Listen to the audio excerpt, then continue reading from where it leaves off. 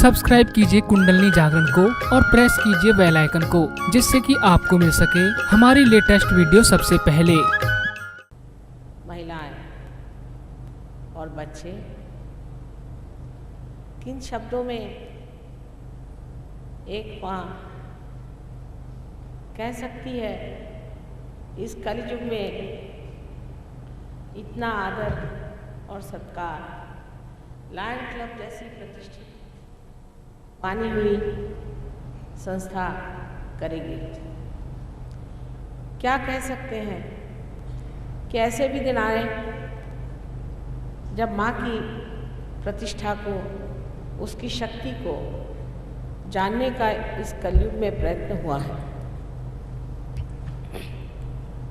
वास्तविक में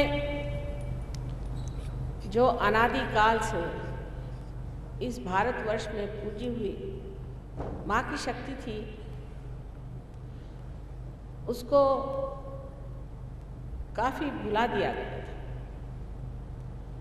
कारण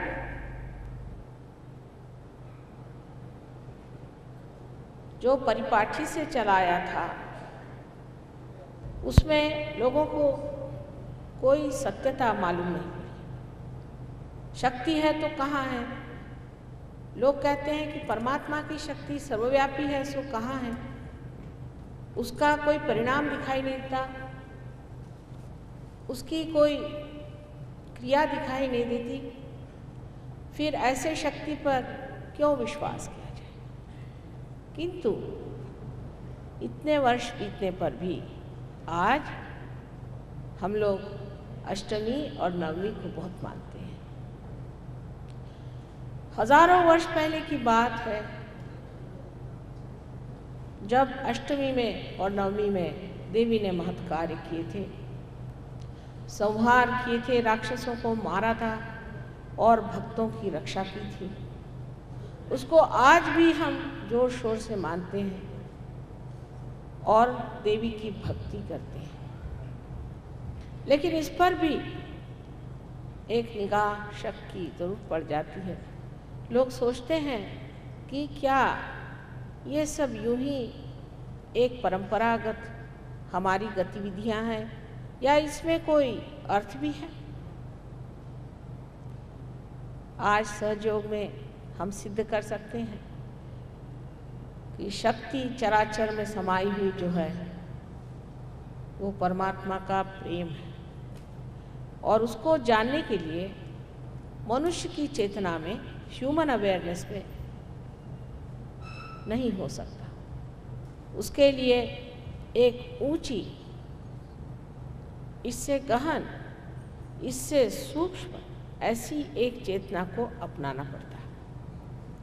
और यही हम लोग पाते हैं कि मनुष्य इसे स्वीकार नहीं करना चाहता। वो चाहता है कि अभी उनके सामने साक्षात करा दें कि परमात्मा कहाँ है, अभी उनके सामने साक्षात करा दें कि परमेश्वर की शक्ति कहाँ है।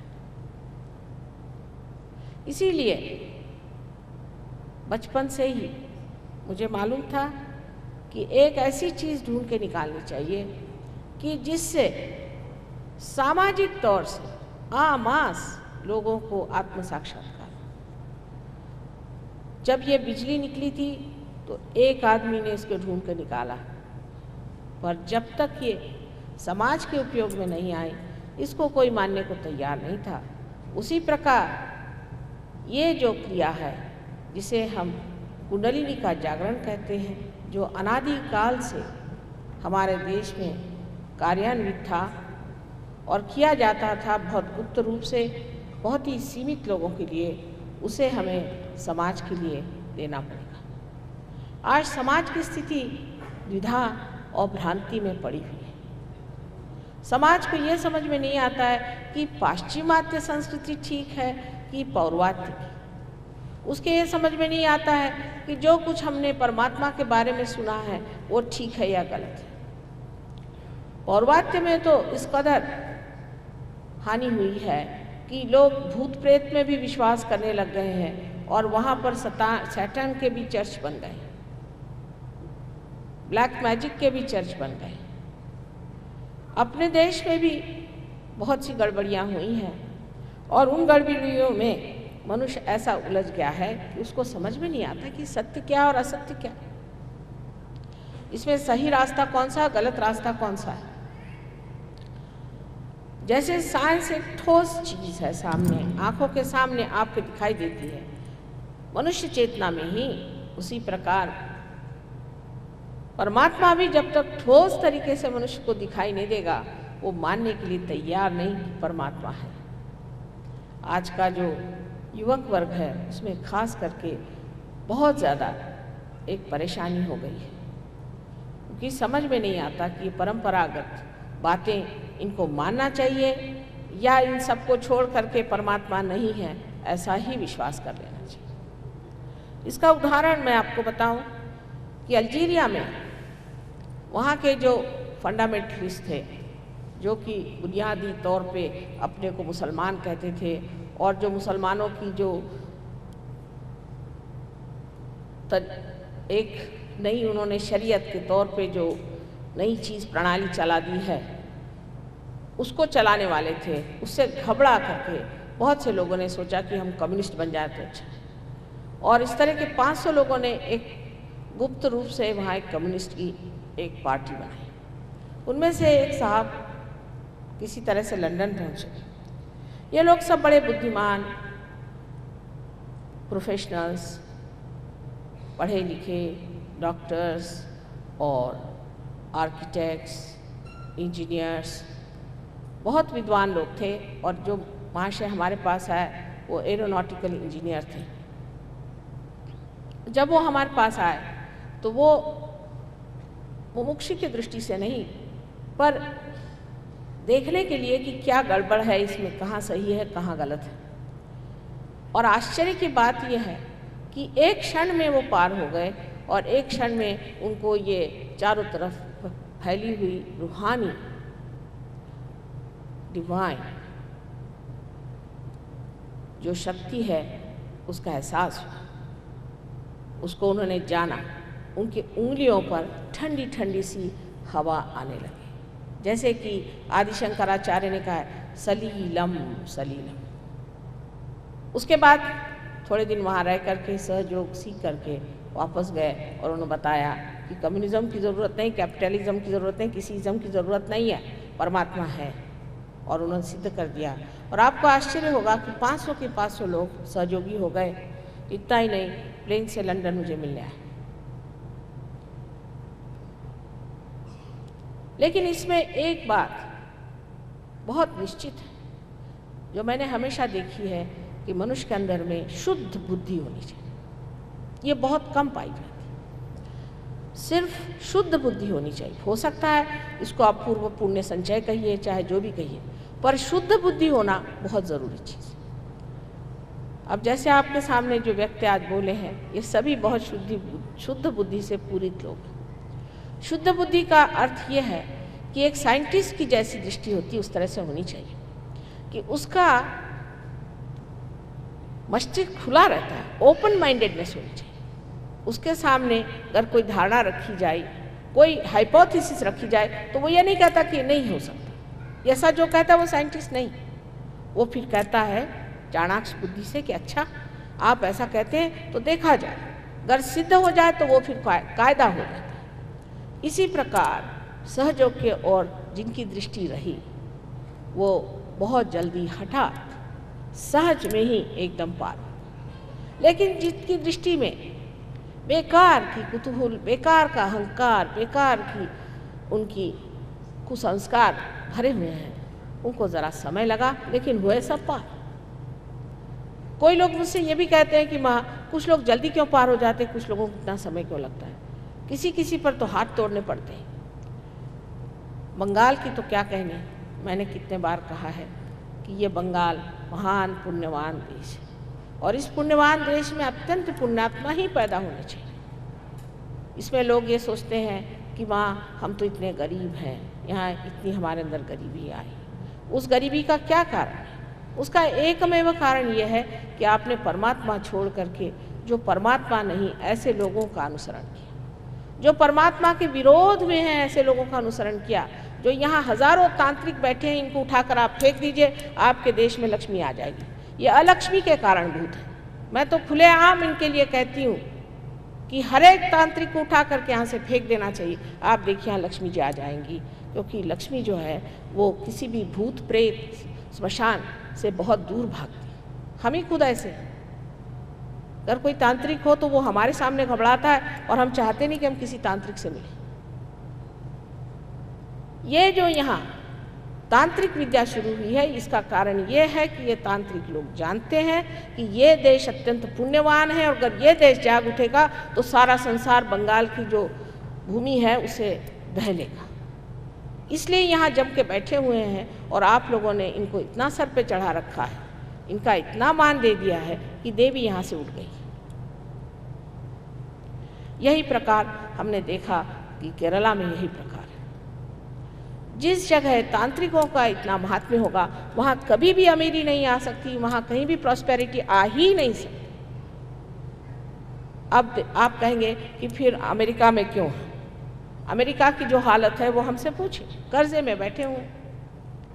उन लोगों की हालत वहाँ रहने से पता होती है कि किस कीचड़ में घुसे हुए ये लोग हैं। इनसे कुछ हमें सीखने का नहीं। इनके पास कोई भी सभ्यता नहीं, ना ये अपनी माँ बाप को जानते हैं, ना माँ बहन को जानते हैं। इनकी गंदी बीमारियाँ इतनी हो गई हैं, तो भी अभी इनके अक्ल नहीं आई है कि कायदे से रहना चाहिए और धर्म पे चलना चाहिए। इनमें कोई धार्मिक भावना नहीं है। साइंस के इसमें भी जो इन्होंने पता लगा के रखा है, वो एक भूत बना के रखा है बॉम्ब का, और उधर दूसरा रशिया ने बना के रखा है, और दोनों एक दूसरों को चढ़ा रहे हैं, और दोनों जो बनाया हो उसी से डरते हैं। ऐसे महामूर्खता के काम जिन्होंने किए हुए हैं, उनको क्या फ़ायदा है? साइंस मिलकर के भी उन्होंने कौन सी अकल की बात की है? आज सारे संसार को एक भय बैठा हुआ है कि दूसरा युद्ध शुरू हो जाएगा अगर ये दो मूर्ख देश आपस में लड़ाई करेंगे। ये महामूर्ख लोग हैं जिन्होंने इस तरह की बातें बना करके और राक्षस अपने हाथ से तैयार किए। आज तक राक्षस मनुष्य ने तैयार नहीं किए थे, ये इन्होंने तैयार करके ऊपर चढ़ा करके बिठाए हुए अपने खोपड़ी पर, और उसी से चाहते हैं कि सारे संसार को हम दंदना के रखें। लेकिन आप लोग इस मूर्खता को क्यों नहीं देख पाते? यही आश्चर्य की बात है।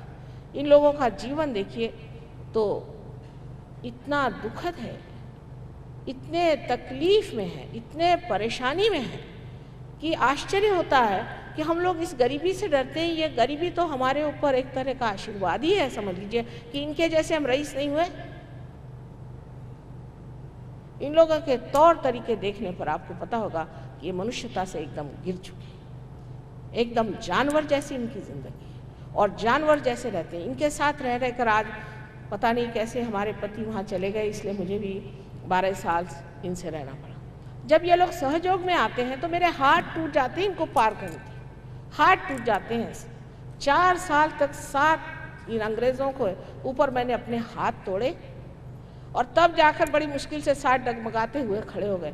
आज देखती हूँ कि लायन क्लब के सारे लोग पार हो गए, आप लोग अब एक क्षण में पार हो जाएंगे। ये भी इस वंग भूमि का ही आशीर्वाद समझे। इस योग भूमि में, वंग भूमि को हम हृदय चक्र मानते हैं, और इस हृदय चक्र पे जगदम्बा का स्थान है। जगदम्बा का स्थान ये होते हुए आप लोगों को ऐसे गलत राक्षसों के पास जाना, अपने माँ के विरोध में खड़े हैं। जब तक आप इसको छोड़ेंगे नहीं, तब तक माँ भी आपको मदद नहीं कर सकती। पर सहयोग में आप जान जाइएगा कि मैं क्या कह रही हूँ। उससे पहले आप नहीं जान सकते, कारण अभी तक आप उस एकमेव एब्सोल्यूट तत्व पे नहीं पहुँचे। वो तत्व ये है कि आप आत्मा हैं। जिस वक्त आप आत्मा हो जाते हैं, जिस वक्त आपकी आत्मा जागृत हो जाती है, आप जानते हैं एब्सोल्यूट को, एब्सोल्यूट ट्रूथ, जो कि एकमेव सत्य है। उसमें 2 बातें नहीं होती। आप कैसे बता सकते हैं कि कौन सा आदमी अच्छा है और कौन सा आदमी बुरा है, कौन सा आदमी ठग है और कौन सा आदमी साधु है? इसके अनेक लक्षण बताए गए हैं, लेकिन कौन पढ़ता है इसे? इसे कोई पढ़ता नहीं है।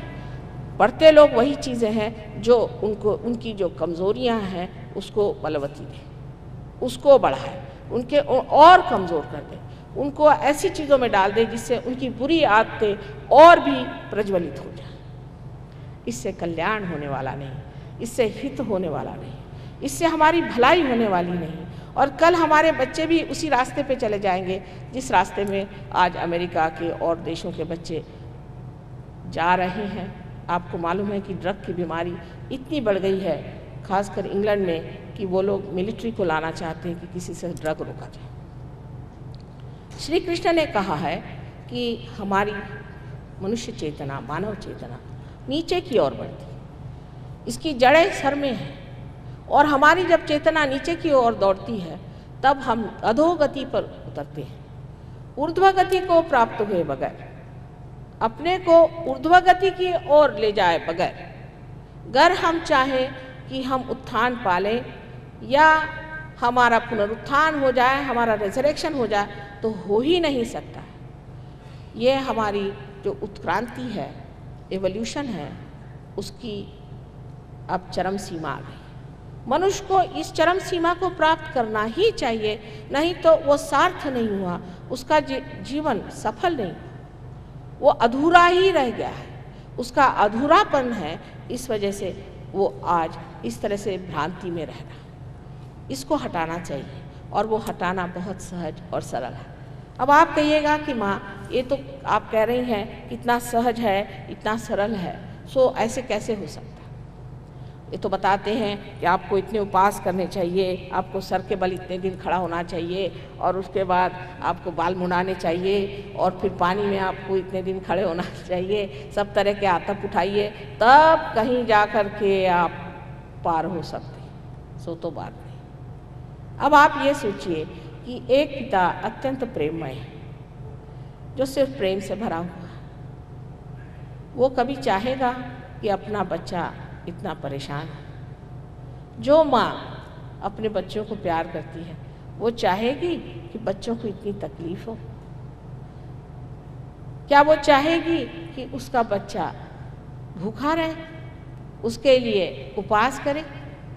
यह सब भ्रांति की कल्पनाएं आपके अंदर भरी हुई हैं कि आप इस तरह से अपने शरीर को दुख दो, उस तरह से अपने शरीर को दुख दो, उससे परमात्मा मिल जाए।